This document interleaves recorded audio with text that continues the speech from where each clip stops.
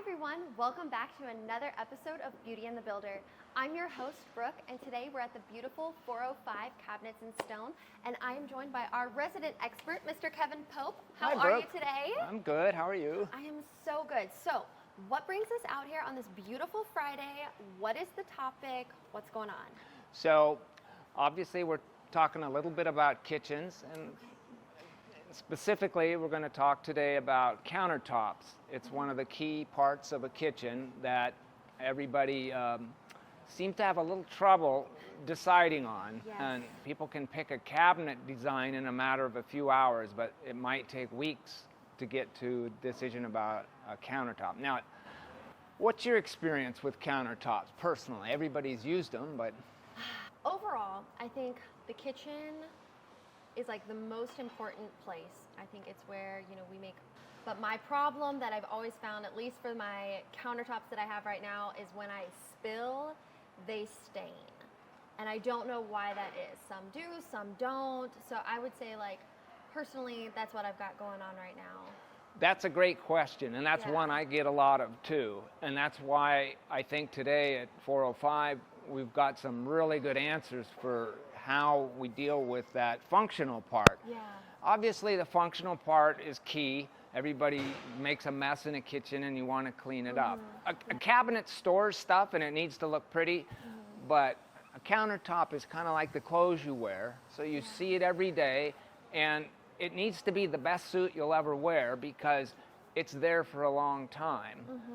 So we're going to talk a little bit about how different counters have, aesthetic differences. Like maybe, some are plain and some have more design. And then we'll talk about some of those functional things that really make maintenance and longevity important. So, it has a little bit to do with your own cooking habits, whether or not you need it super non-porous or, how you put hot pots on the counter. Some people forget. So anyway, these are the things we're going to talk about. And I'm really glad you're here with me and kind of can walk through. I think, we're going to go to some of the displays that have the three types of countertops that are available here. And these represent kind of the latest trends. And some are natural, and some are man-made, and some are better with porosity, getting back to that. Some are super high polished, and some have a little more, we'll call it not quite as polished look, because some people don't like that over shiny. So I think there's a little something for everybody. It's really a kind of a unique choice. Okay, everyone, so we have wandered over to this beautiful kitchen. We've got the beautiful monochromatic countertops to the gray and the white cabinets, beautiful stainless steel. Everything is so sleek and elegant. So I know that we're here to talk about the countertops. Kevin? Brooke, the quartz. So this here is a countertop that's loosely based on a kind of marble that exists. But marbles are very porous. So when we went to rooms to bring in light, that's when the trend began with white surfaces, cabinetry, counters to lighten the home up, bringing in light. Yeah, very fresh and open. Absolutely. These counters are made of quartz. That's a small powder that's been ground up, and then it's been combined with kind of bonding agents and so forth to create a almost non-porous surface. So back to your chicken cooking, there's not going to be any issues with bacteria and or stains or things like that. It'll look, this good without ever having to seal it. You said this is based off of marble. Is this not marble, regular marble? It's not marble. Really? If this is not regular marble, how would myself, as the consumer, know if this is, I'm assuming, a man-made substance? That's right. How would I know the difference between a man-made substance and regular marble? Well, you could go into the actual venue where it was being sold. You could put water on, say, real marble, and it would absorb it. Really? Marble's very porous in stains. I found out the hard way when they do such a good job, don't they? You have any idea how these are made? Now that I know that, I wouldn't probably want regular marble in my home if I'm concerned about spills and stains and things like that. So, right. Well, if this is not regular marble, then how do they get this beautiful gray marbling, veining? Yeah. How does that come into being? Well, they first do kind of the white, and then they actually have mineral oxides that have these gray tones, and that, from what I'm told, there are actual people who kind of draw these in and have to do the artwork, in a sense, to make it look natural. So it's not a machine thing, and in some ways that impacts, the cost. The better ones have more natural looking veining, obviously. You might pay a little bit more, but the differences are subtle because you only need a few pieces to the average kitchen. This kitchen has also displayed the backsplash to give you a full sense of how the veins could actually be made to mirror how they would go if you cut it and wrapped it up the wall. That's very easy to keep clean, and it's the kind of thing where, like I said, the light and brightness to it and coordinating with your cabinetry really ties into, what I think of as affordable excellence. This has been our quartz countertop. What are we going to next? So we're going to go over to, I think, the quartzite counter, which is a natural countertop. All right. Well, okay, so we have wandered over to our second kitchen, and it is so beautiful. Very different from our last one. And I'm looking at this countertop, and it seems to be a little bit more shiny than our last countertop. And also the marbling, the veins in this countertop are much more detailed. I feel like we have a lot more color. And why is that? What can you tell me about this? Why is this one different from our quartz countertop?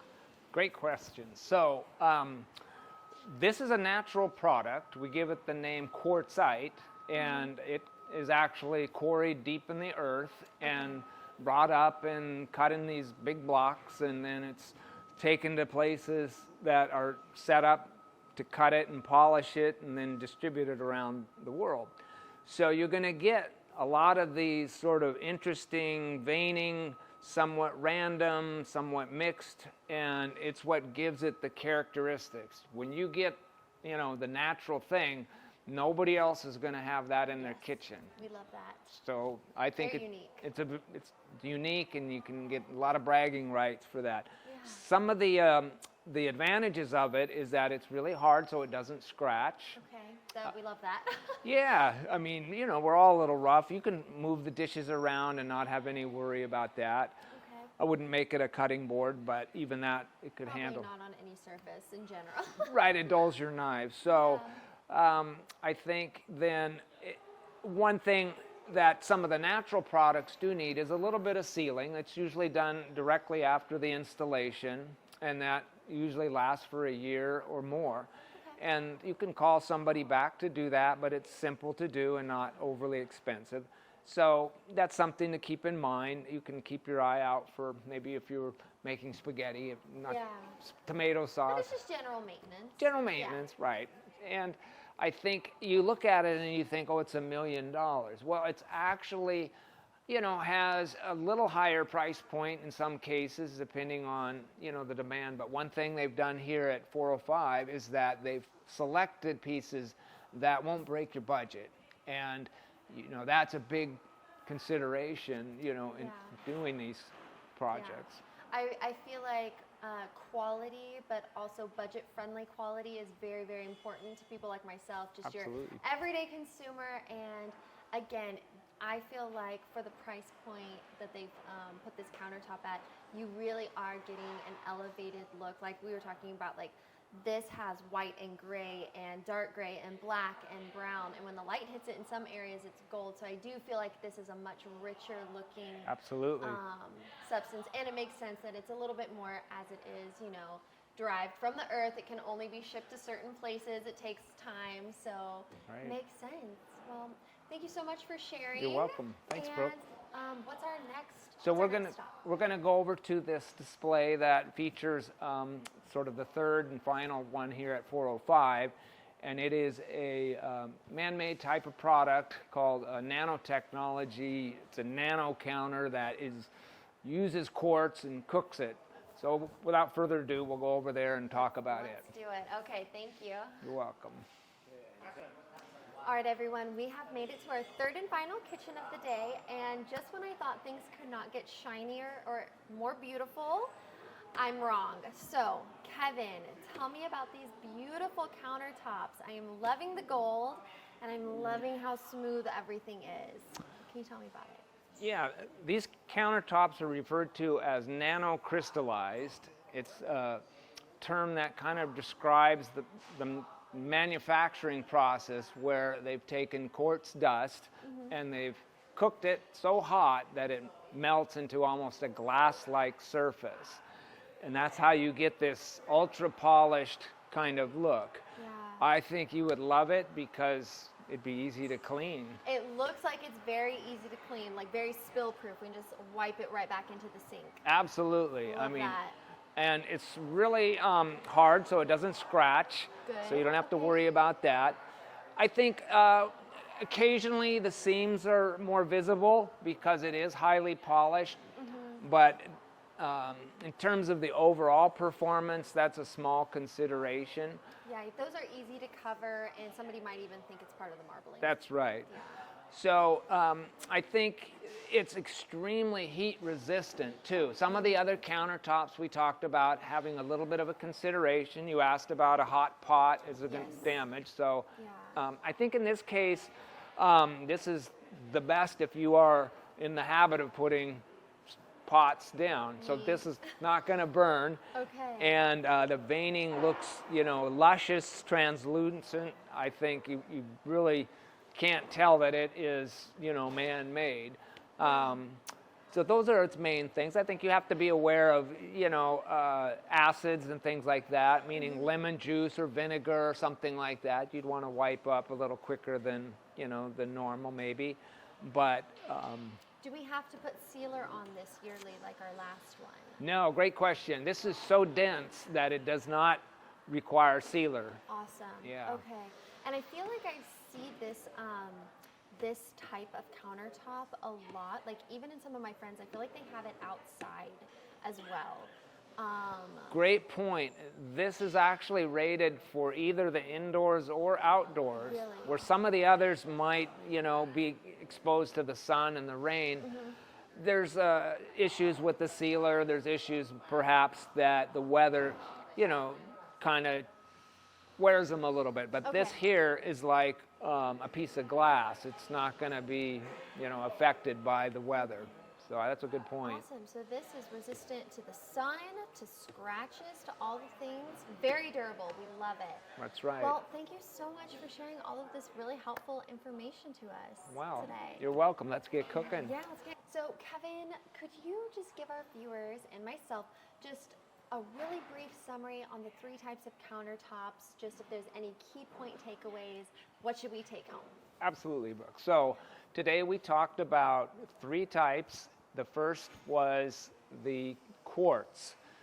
Quick refresher, the quartz is the man-made product made of small pieces arranged in a more uniform pattern and combined with some special types of, we call it bonding agents, creates a countertop that has primarily I guess the uniformity of look as well as some advantages in porosity, not needing to be sealed. Yeah. It's the heat thing that comes up a little bit. Anyway, the next one that we looked at was actual quartz, quartzite. Yes. Quartzite. I get that mixed up too. It's okay. All right.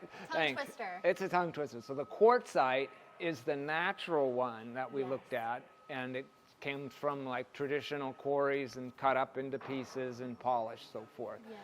So that, it has the hardness. It does need to be sealed.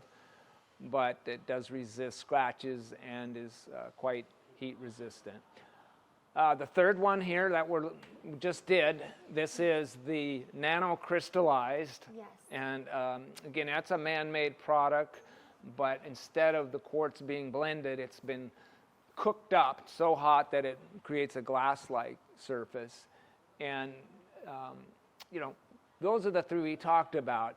And the whole countertop field is quite complex, and in choosing one, that's another kind of subject matter. How they're installed, how they're cut, how you go about that process. We could have a separate episodes about that, and we probably will. So you'll learn a lot. Yeah, well, thank you so much. So what will we specifically be talking about in next week's episode? So next week's episode, I think we're going to be going into the assembly of the cabinetry. Oh, very important. Yes. Yes. Gotta have our cabinets. All right, well, stay tuned for next week's episode, and we're gonna build some beautiful cabinets. Thank you, guys. Thank you.